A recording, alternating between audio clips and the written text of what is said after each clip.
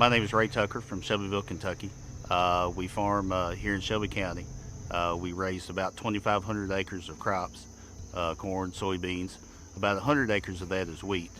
We also raise alfalfa, have a small cow-calf operation, and raise hay for sale and for ourselves. We're using Monty's liquid carbon. We like to fall apply, but that always doesn't happen. So we usually end up spring applying carbon.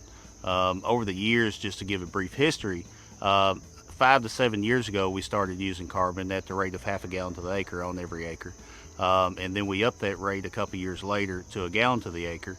And then about 2 years ago, we went up to 2 gallons an acre. And then now we're back to a half a gallon an acre, basically as a maintenance rate. The reason we went up to the higher rates over time was simply because in our soil tests we were seeing higher CEC levels, our organic matter was coming up, and so we've implemented Monty's liquid carbon in our operation every year, and we're just seeing a lot of great things out of it. What we've seen in our soil health, we've seen our CEC levels rising, we've seen our organic matters coming up, we've seen plants healthier from the start, especially since we've been using it for so many years now. Plants are getting off to a healthier start, especially in wheat. We're seeing more fall tillering. What we've done for the years that we raised wheat before we started using Monty's liquid carbon, we were in that 60, 75 bushel yield area year after year. And then a couple years after we started using the carbon, we started hitting 100 bushel. I know for 3 years consecutively we were at 102, 101, and then 99 for 3 years.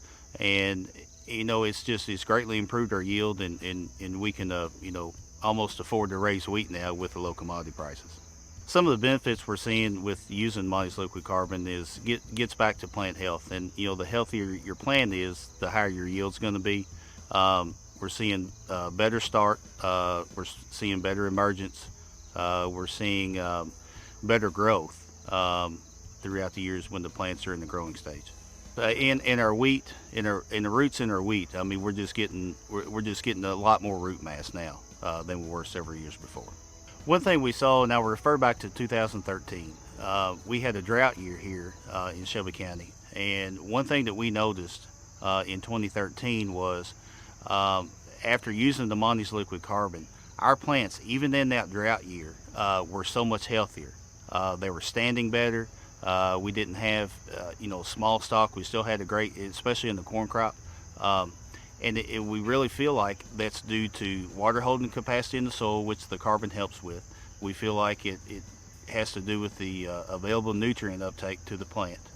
And we had, compared to fields that we didn't have Monty's liquid carbon on, we were looking at 30 to 40 bushel yield difference in those fields. I know that sounds like a lot, but that's the way it happened for us. In the wheat yields, what we've seen we would do test strips in the same fields, and we were seeing about a 15, 18 bushel yield difference, the yield being higher using the Monty's liquid carbon and lower without.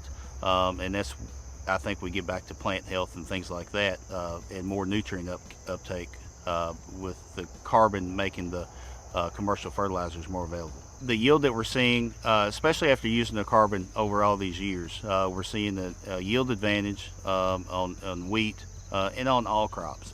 We're using it on our hay now, on our alfalfa.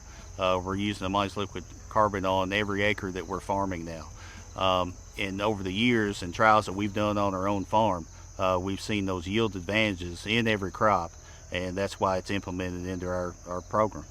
If you're growing wheat, especially when you're talking about low commodity prices, and I know it's hard to spend more money on a crop when you're looking at low prices when it comes to sale, but to me that's the most important time to add something else to your mix to get those higher yields to help compensate for the lower commodity prices. I would recommend using a half a gallon to the acre. If you've got a very poor field, if you've got low CEC levels, if you have low organic matter, go ahead and put a gallon on, or even 2 gallons. But it's going to work different probably for everybody, because everybody farms different and everybody has different practices in their operations. And the best thing that I can tell you is try it and see how it works on your farm and your application.